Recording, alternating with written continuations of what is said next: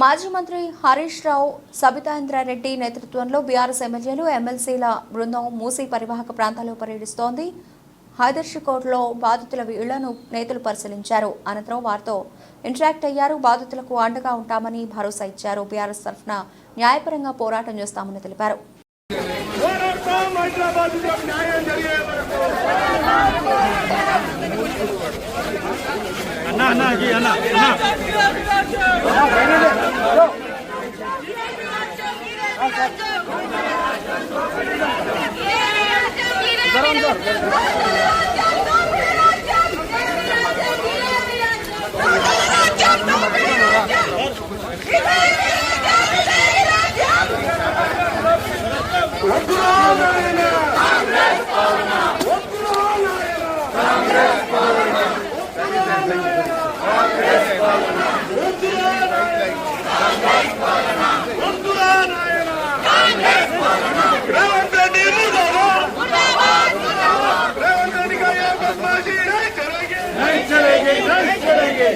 అనేది ఎక్కడ ఉంది, బఫర్ జోన్ అనేది ఎక్కడ ఉంది, ఇంతవరకు గూగుల్లో ఒక మ్యాప్ సర్క్యులేట్ అవుతుంది తప్ప ఆ మ్యాప్ ను చూపించి ప్రజలందరినీ కూడా భయభ్రాంతులకు గురి చేస్తా ఉన్నారు.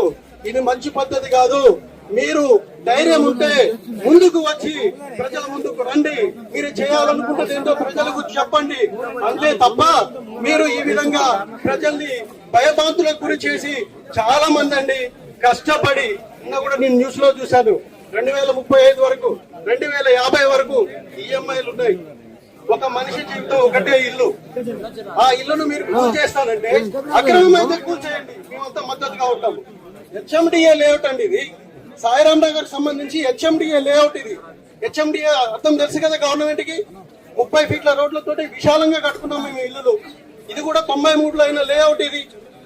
ఆ తర్వాత కూడా అన్ని రకాల పర్మిషన్లతోటి, లోన్లతోటి దాదాపు 25 సంవత్సరాలు 2 జనరేషన్లు ఇక్కడ కాపురం ఉంటున్నాయి. మీరు ఏదో కాంపన్సేషన్ అంటున్నారు. కాంపన్సేషన్ గురించి మీరు మాట్లాడదలుచుకోలేదు. కాంపన్సేషన్ ఎవరికి కావాలండి? కాంపన్సేషన్ ఎవడనుకుంటున్నారు మిమ్మల్ని? కాంపన్సేషన్ మాకు అవసరం లేదు. అందరు కూడా ప్రైవేట్ ఉద్యోగస్తులు, ఇక్కడ ఉన్న వాళ్ళు కూడా అందరు ప్రైవేట్ ఉద్యోగస్తులు. వాళ్ళకు పెన్షన్ లేదు. కష్టపడి రేపు రిటైర్డ్ అయితే ఎలా బతకాలని చెప్పేసి అందరికి చెప్పేదంటే, ఏ కాలనీ వాళ్ళైనా ఎలాంటి సర్వేలను అనుమతించకండి. మీ కాలనీలో ఎవరు కొత్తగా వచ్చినా కూడా ఎవరిని అనుమతించకండి. ఏ విషయం ఉందా, ఎలాంటి విషయం ఉందా, పార్టీ అండగా ఉంది.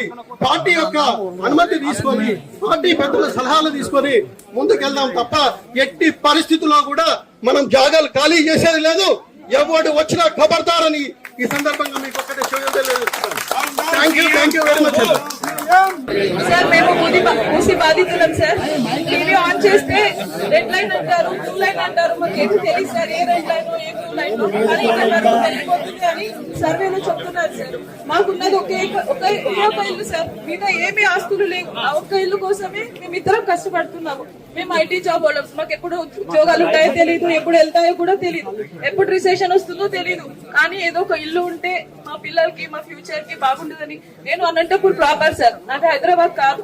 అనంతపూర్ నుంచి ఇక్కడ వచ్చి మా జాబ్స్ ఉన్నాయి, మేము ఇక్కడ ఏదో మా పిల్లల ఫ్యూచర్ బాగుంటుందని అక్కడ ఏదో ఆస్తులు అమ్ముకొని ఇక్కడ వచ్చి కొన్నాం సార్. ఇప్పుడు సడన్ గా వచ్చి ఇది మీ ఇల్లు కాదు, మీ ఇల్లు పూజ చేస్తామంటే మేము ఎక్కడ వెళ్ళాలి? మాకు ఏ 2 BHK వద్దు సార్, ఏమి వద్దు. మాకు ఇక్కడ ఆఫీసెస్ దగ్గర, స్కూల్స్ దగ్గర పిల్లలు, మా పిల్లలు సేఫ్ గా ఉన్నాము. ఇన్ని రోజులు ఒక టెన్షన్ లేకుండా నిద్రపోయే వాళ్ళు. ఒక్క నిమిషం కూడా మాకు కరెంట్ పోయేది కాదు. ఇప్పుడు అన్ని కష్టాలే సార్. 9 months నుంచి చాలా కష్టపడుతున్నాం సార్. నిద్రపోవాలంటే భయం వేస్తుంది. లారీ సౌండ్ వస్తే భయం వేస్తుంది.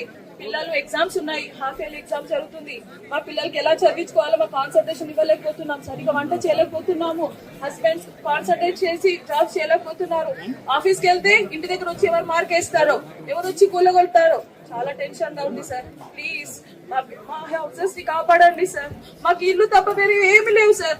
మేమందరం మైనార్టీ వాళ్ళం, అందరము ఏదో చేస్తాడు అని వేసాము. కానీ ఇంత అన్యాయం చేస్తాడని అనుకోలేదు సార్. ఇంత అన్యాయం చేస్తాడని ఎప్పుడు అనుకోలేదు sir. Thank you so much and thank you BRS party. Thank you so much. Thank you so much BRS party.